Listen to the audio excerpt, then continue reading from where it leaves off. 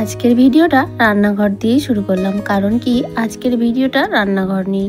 আমার এই ছোট্ট মাটির ঘরটাকে, এই মাটির রান্নাঘরটাকে আজকে একটু পরিষ্কার করব। তো সেই জন্য আজকে এই রান্না দিয়েই শুরু করলাম। বেশি কিছু রান্না করব না, সকালের কাজবাজ কমপ্লিট, এখন রান্না বসিয়ে দিয়েছি, মেয়ের স্কুল আছে। তো হ্যালো বন্ধুরা, কেমন আছো তোমরা? আশা করছি সবাই খুব ভালো আছো, আমরাও মোটামুটি ভালো আছি। আমি আলপনা, আমার নতুন আরও একটি ব্লগে তোমাদের সবাইকে জানাই অনেক অনেক স্বাগত আর অনেক অনেক ভালোবাসা। আজকে দিনটা হলো বুধবার, ঘড়িতে সময় সকাল 9টা। আর আজকে এখন থেকেই তোমাদেরকে সাথে নিয়ে আজকের ভিডিও শুরু করছি। পুরো ভিডিওটা জুড়ে থাকার অনুরোধ রইল তোমাদের কাছে। আশা করছি আজকের ভিডিও তোমাদের ভীষণ ভালো লাগবে। আজকে রান্না করব বিনস, ডাল আর একটু করব হচ্ছে সিমের ভর্তা। তো সেই জন্য সিমগুলোকে কেটে একটু ভাপাতে দিয়ে নিয়েছি আলাদা করে। ওদিকে ভাতটা হয়ে গেছে, ডালও সেদ্ধ হয়ে গেছে, আর মেয়ের জন্য একটা ডিম সেদ্ধ করে নিয়েছি। তো আজকে দুপুরের আপাতত এটাই মেনু, একেবারেই সিম্পল। কারণ কি ওই রান্নাঘরটা পরিষ্কার করব, তাই আর বেশি রান্না ঝামেলা রাখলাম না। সকালে যাবতীয় কাজ কমপ্লিট করে ফ্রেশ হয়ে নিয়ে তারপরে চাটা খাওয়া দাওয়া করে রান্না বসিয়ে দিয়েছিলাম। আর মেয়ে তো এখন হচ্ছে ওকে স্নান টান করে রেডি করে দিয়েছি, মানে স্কুলে যাবে সেই কারণে। আর তার মধ্যেই রান্নাটাও করে নিতে হচ্ছে। তো রান্নাবান্না করে খাই দাই স্কুলে পাঠিয়ে দিয়ে তারপরে বাকি কাজকর্ম কমপ্লিট করব। আমার আগের দিনের ভিডিওতে নিশা শিকারি নামে এক বোনু কমেন্ট করেছে, দিদি তোমার বাড়ি কোথায়? তো আমার বাড়ি হচ্ছে পশ্চিম মেদিনীপুর জেলার দাসপুর থানায়। তো তোমার বাড়ি কোথায় অবশ্যই জানিও।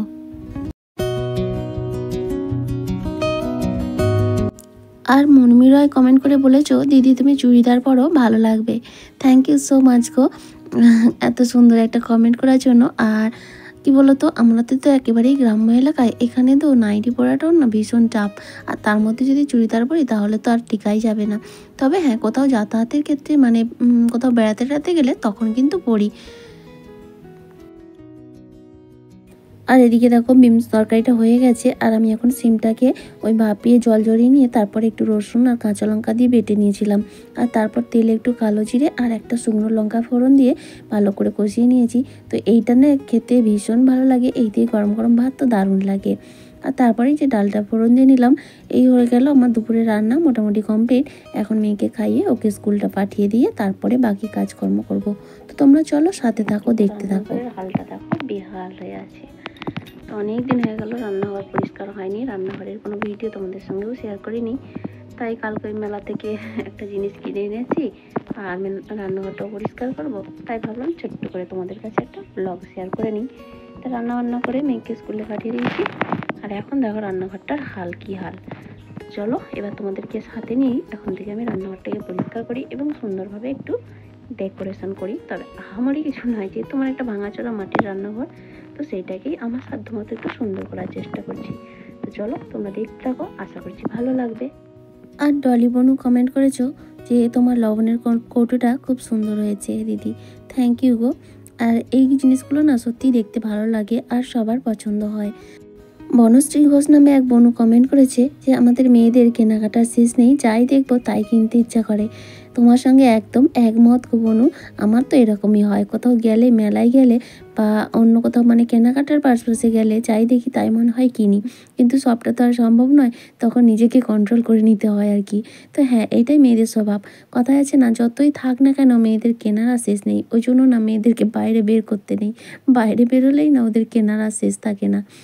তো ঠিকই বলেছো একদম, থ্যাংক ইউ সো মাচ।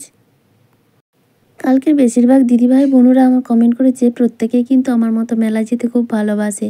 তো থ্যাংক ইউ সো মাচ গো, তোমাদের সঙ্গে আমার অনেক মিল রয়েছে। তো যাই হোক, আমি আজকে এবার প্রত্যেকের নামগুলো নিয়ে নেব, কারণ তোমরা প্রত্যেকেই কমেন্ট করেছো। আর যা যা জানার ছিল সেগুলো তো বলে দিয়েছি। আর কারো কোনো কিছু যদি জিজ্ঞেস করার থাকে তোমরা প্রশ্ন অবশ্যই করতে পারো, আমি আমার সাধ্যমতো চেষ্টা করব। তো চলো আর বেশি কথা না বলে আমার অন্য দিদিভাইদের নাম নিয়ে নিই, যারা আমার সঙ্গে প্রত্যেকেই একমত মেলায় যেতে ভীষণ ভালোবাসে। চলো তাহলে বেশি কথা না বলে আমার দিদিভাইদের নামগুলো নিয়ে নিই। তো প্রথমেই রয়েছে নমিতা মণ্ডল, আমার নতুন বন্ধু। আর রয়েছে সুদীপ্তা ভট্টাচার্য, সুস্মিতা ব্লগার, অনুমিতা, টুম্পা, মরিজিৎ, মামনি বাগদি, কমেন্ট করেছো রিঙ্কু মুখার্জি এবং happy with Mitali. Thank you so much, তোমাদের সবাইকে অসংখ্য ধন্যবাদ এত সুন্দর সুন্দর কমেন্ট করার জন্য। এবং তোমাদের কাছে একটাই রিকোয়েস্ট, আগামী দিনগুলোতেও তোমরা এইভাবেই আমার পাশে থেকো। আর তারপরে দেখো তোমাদের সঙ্গে গল্প করতে করতে আমার কাজ অনেকটাই হয়ে গেছে। রান্নাঘরে সব জিনিসগুলো খালি করে একটু ঝাড়ু দিয়ে নিলাম, দেখলাম হালকা পাতলা মাকড়সার জাল হয়েছে। তবে মনে হয় না শীতকালে মাকড়সার জালটা একটু কমই হয়, কারণ দেখছি শীতকালে খুব বেশি হয়নি, কিন্তু গরমকালে একদিন করলেই তারপরের দিন দেখি আবার হয়ে যায়। তো সেক্ষেত্রে শীতকালে মনে হয় তুলনামূলক কম হয়। তো যাই হোক, একটু একটু ছিল, সেগুলোকে ঝেড়ে পরিষ্কার করে নিলাম। আর তারপর কৌটোগুলোকে মুছে আবার জায়গা মতো সাজিয়ে নিয়েছি। আর এখন এই যে বাসনগুলো ধুয়ে রেখেছিলাম, জল ঝরে গেছে, এখন এই বাসন রাখার একটাকেও ঝেড়ে মুছে নিয়েছিলাম, এখন বাসনগুলো গুছিয়ে নিচ্ছি। তবে আগের বার যেরকম ছিল এবারে কিন্তু সেরকম হয় না, কারণ প্রত্যেকবার আমি একই রকম কিছুতেই করতে পারি না, কোথায় কি থাকে অত মনে রাখতে পারি না। তারপর আবার যখন নতুন করে করি তখন নিজের মতো আবার নতুন করে সাজিয়ে নিই।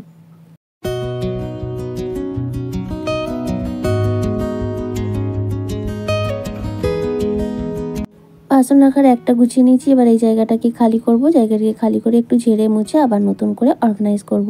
আর এই জায়গাটাই তো অর্গানাইজ করার জন্যই মেনলি আমি আজকে রান্নাঘর পরিষ্কার করতে লেগেছি। কারণ কি, তোমরা তো জানো কালকের মেলা থেকে ওই যে লবণের কৌটো, ওটাই হচ্ছে আমার মূল আকর্ষণ আজকে।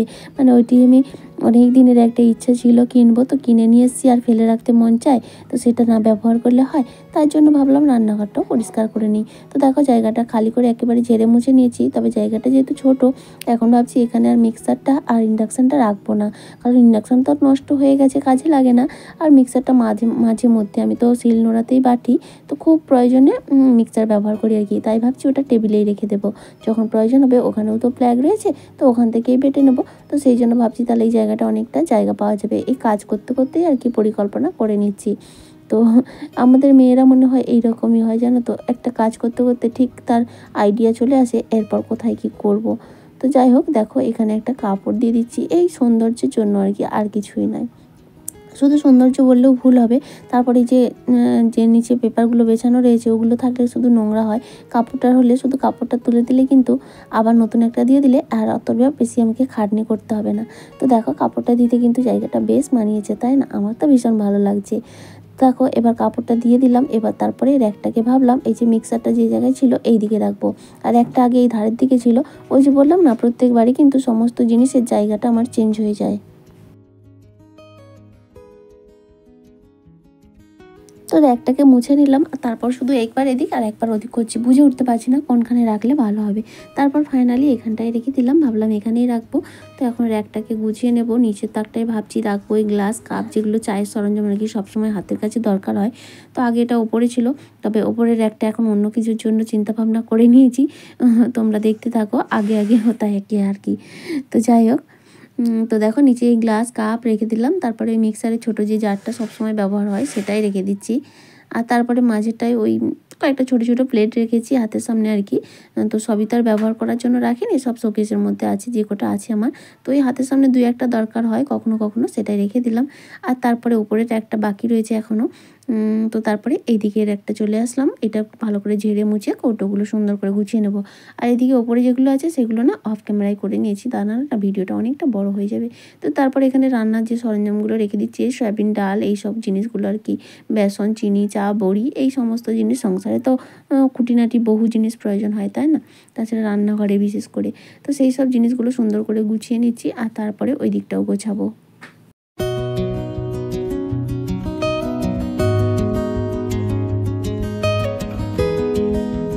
তারপর ওই দিকটা কমপ্লিট করে চলে আসলাম আবারও এখানে। এই যে একটা জামার বাক্স আর কি সেইবারেই রেখেছিলাম, তো সেটার মধ্যে একটা কাগজ দিয়ে দিলাম। তারপরে দেখো এই যে চামচ, ছোটো চামচ, তারপরে বড় চামচ, হাতা যেগুলো কিছু ঝুলিয়ে রেখেছি, আর যেগুলো ঝোলানোর মতো নয় সেগুলোকে এর মধ্যে রাখবো বলে। তো আজকে একটা নতুন জিনিস নিয়েছি, তবে এটা আমি এখন কিন্তু কিনিনি, অনেকদিন আগেই কিনেছিলাম। এটা ড্রেসিং টেবিলে রাখা ছিল, তো সেটাকেই চেঞ্জ করে নিলাম। আর এখানে যে চামচগুলো রাখার জন্য কাঁচের জারটা ছিল, এটা একটা ভালো জগ, জানো তো। তো ভাবলাম সেইটার মধ্যে লবণ রেখে দেবো। দুটো যেহেতু লবণ আমি একটা কৌটো এনেছি, তাই ভাবলাম একটা ওর মধ্যেই লবণ রেখে দেবো।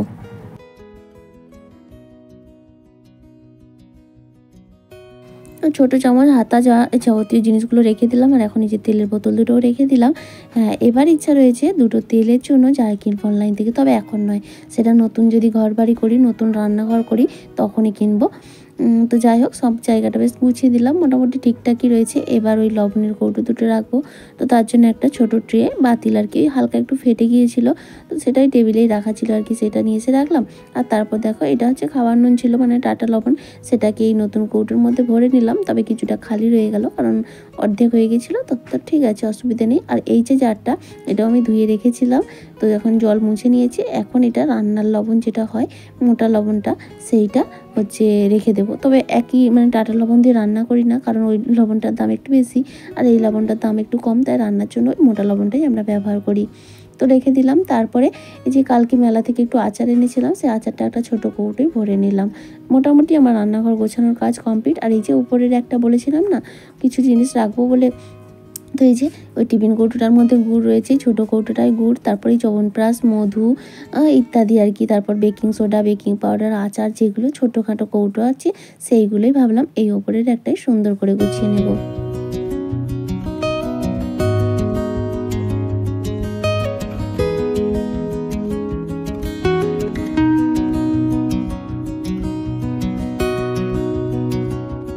আর তারপরে কিছু কাজও করে নিয়েছি, রান্নাঘরটা নিচটা পরিষ্কার করে নিয়েছি, জল ভরেও নিয়েছি, কিছু কিছু জল এসে গেছে জানো তো, ওই জন্য তাড়াহুড়ো করছি।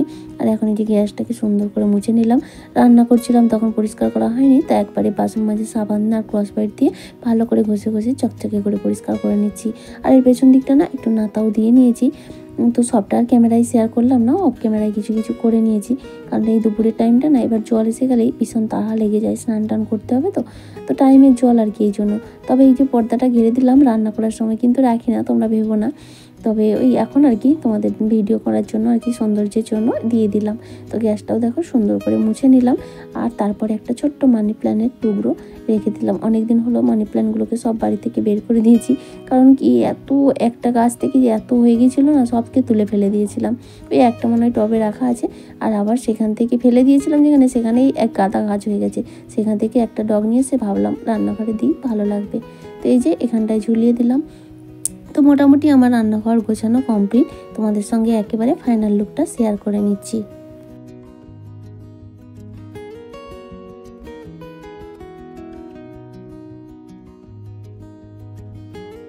দেখো, ঘর মাটির বা পাকার যাই হোক না কেন, সুন্দর বা খারাপ যাই হোক না কেন, যদি পরিষ্কার পরিচ্ছন্নতা বোঝাই থাকে, তার থেকে সুন্দর আর কিছুই হয় না।